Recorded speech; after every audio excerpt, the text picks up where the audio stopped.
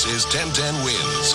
You give us 22 minutes, we'll give you the world. Good morning. It's 73 degrees at 12 o'clock on this Monday, September 10th. I'm Brian Carey. September 10th, Portland, Maine.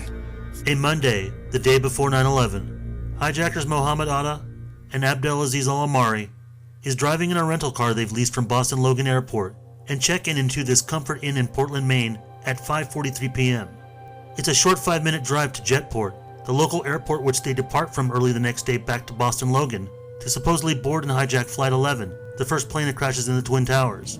As expected by mainstream media and as a standard for National Geographic, who repeat the official narrative of events the day of, before, and after, unchallenged to the 9/11 Commission report, they usually support it by demonstrating official exhibitory evidence corroborating the hijackers' final moments in their 0 hour, like when Atta and Al-Amari are filmed at 8:41 p.m. at this ATM machine, and at 9:15 p.m. getting photographed at this Jetport gas station just a few blocks away, and the last time they are caught on film that night at this Walmart store, where they are seen moving around the aisles for about 20 minutes. The final time they are captured on film is the next morning on September 11th, going through the Jetport security, unlike their next destination to Boston Logan, where no security film has ever been officially released of them amongst the other 8 hijackers, who all allegedly board Flights 11 and 175, ultimately crashing them into the World Trade Center.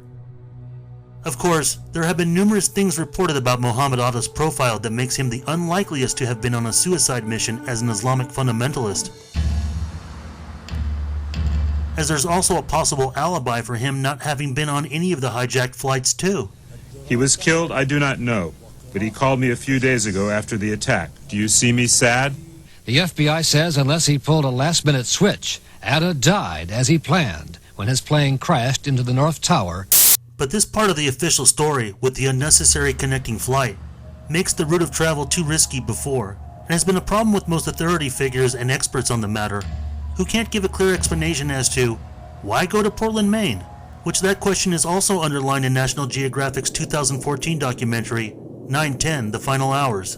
I wondered why they went to Portland for years, and I actively investigated it for months and never got a reasonable answer, other than the most frequently suggested reason is that perhaps Atta thought that he would lessen his exposure to airport security by going through a smaller airport, when in fact we know he doubled his exposure to security.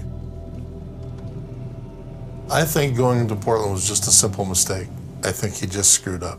I think these guys screwed up repeatedly, and this was one of the bigger ones.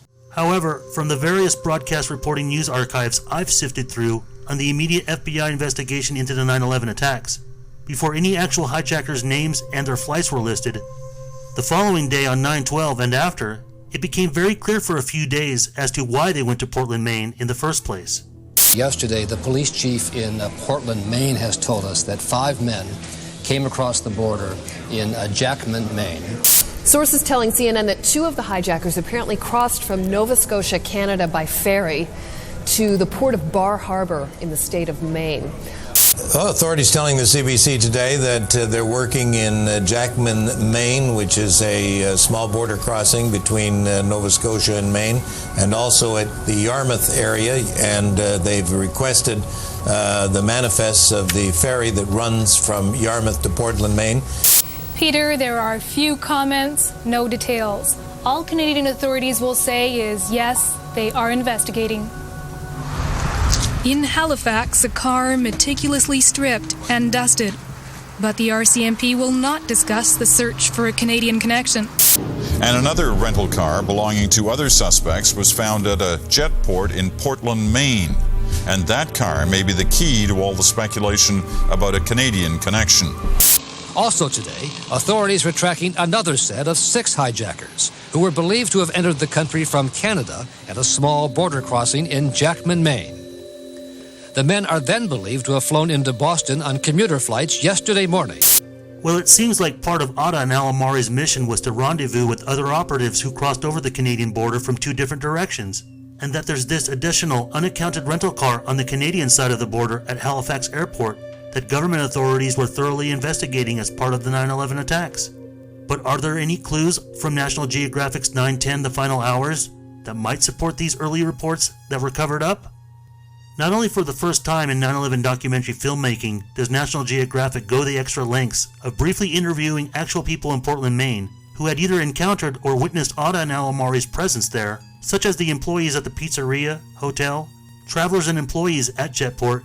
They had also interviewed two of the passengers, Brian Garrett and Roger Quiron, that also flew with Atta and Alamari to Boston Logan aboard U.S. Airways Colgan commuter flight 5930. But 9:10, the final hours, also shows a copy of Flight 5930's manifest, which has never been released publicly. And if you take notice on the list of 8 passengers, the first two listed are Brian Garrett and Roger Quiron, and Atta and Alamari are listed as numbers 6 and 8.